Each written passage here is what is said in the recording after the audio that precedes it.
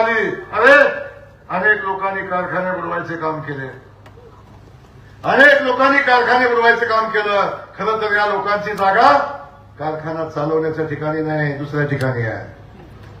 पण तरी सुद्धा या देवाभाऊनी, आमच्या मोदीजींनी, अमितभाईंनी निर्णय घेतला, एक कारखाना बंद पडला तर माझ्या शेतकऱ्याचा ऊस कुठं जाईल, माझा शेतकरी कुठं जाईल.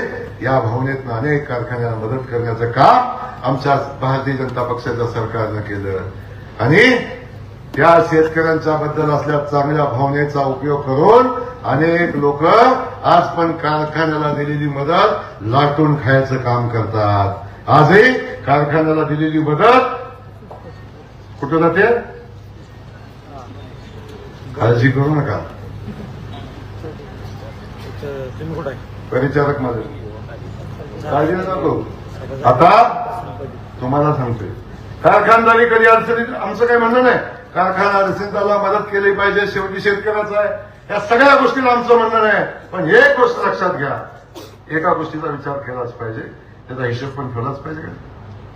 बाबा काळजी घ्या, नादाला लागायचं नाही, सांगून ठेवतो मी.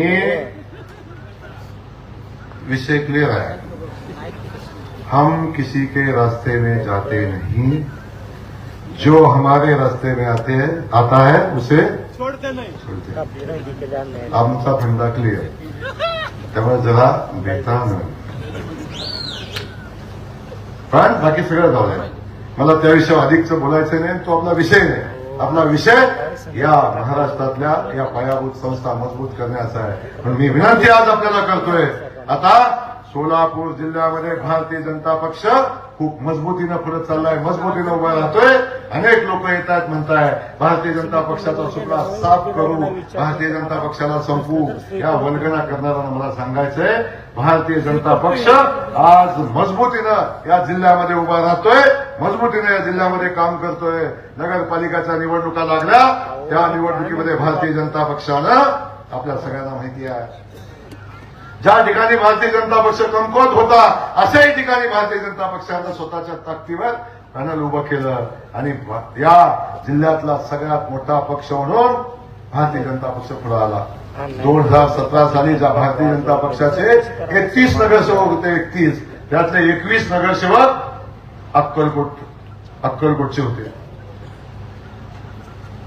आणि बाकीच्या अख्ख्या जिल्ह्यात 10 नगरसेवक होते. असा यावेळी आम्ही निवडणूक लढलो, ताकदीनं लढलो. आणि यावेळी आम्ही 7 नगरपालिकामध्ये सत्ता आणली, 4 नगरपालिकामध्ये आमचा नगराध्यक्ष झाला आणि 7 नगरपालिकामध्ये आमचा उपनगराध्यक्ष झाला. आणि आमचे जे सुप्रासाहेब झाले म्हणते ना, त्यांचे फक्त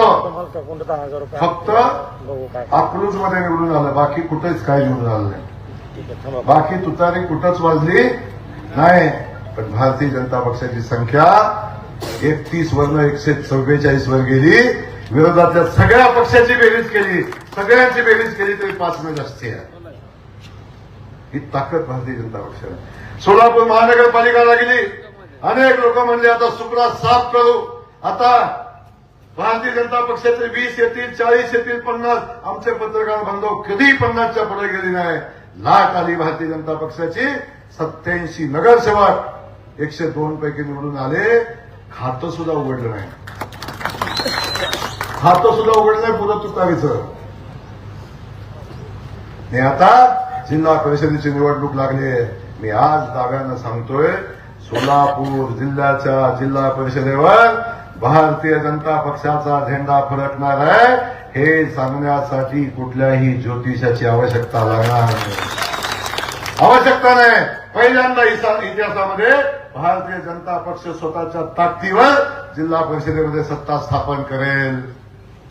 पण माझी विनंती आहे, जेव्हा भारतीय जनता पक्षाचा झेंडा फडकेल, भारतीय जनता पक्षाचा जिल्हाध्यक्ष जिल्हा परिषद अध्यक्ष म्हणून त्या ठिकाणी बसेल, तेव्हा करकम जिल्हा परिषद गटाचा या भूमीचा सुपुत्र तुमचा आदिनाथ त्या ठिकाणी जिल्हा परिषदेमध्ये असला पाहिजे, तो जिल्हा परिषदेमध्ये असला पाहिजे. ही भूमिका आपण सगळ्यांनी ठेवा.